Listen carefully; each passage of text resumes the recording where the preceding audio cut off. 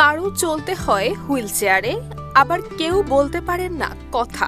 এরপরেও নতুন বছরের বই নিতে পরিবারের সহযোগিতায় ছুটে এসেছেন প্রিয় পাঠশালায়।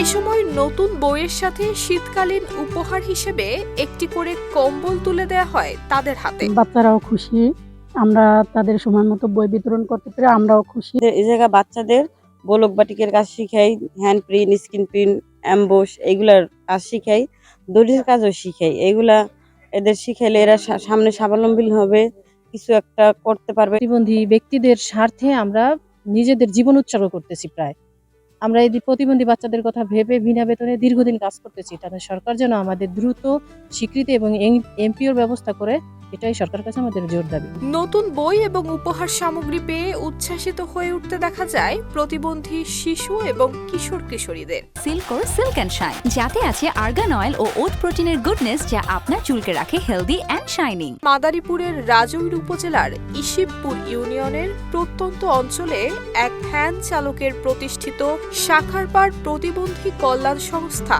এবং বিদ্যালয়ে দেখা গেল ব্যতিক্রমী এমন উদ্যোগ। এই বাচ্চাগুলির জন্য প্রত্যেকটা উপজেলায় বিদ্যালয়ে যাবে এবং বিদ্যালয়ের যে অবকাঠামো, থেরাপি সেন্টার, কারিগরি প্রশিক্ষণ কেন্দ্র, এই প্রতিবন্ধী বাচ্চাদের যাতায়াতের প্রতিবন্ধী বান্ধব স্কুল, এটাই আমাদের চাওয়া। এ সময় গ্রামের ইতালি প্রবাসী নজরুল ব্যাপারীর অর্থায়নে 60টি কম্বল এবং রাজৈর উপজেলা প্রাথমিক শিক্ষা অফিসের সহযোগিতায় 250 জন শারীরিক, বাক এবং মানসিক প্রতিবন্ধী শিক্ষার্থীকে নতুন বই দেয়া হয়। মানবিক এই কাজে খুশি অভিভাবক, শিক্ষক এবং স্থানীয়রাও।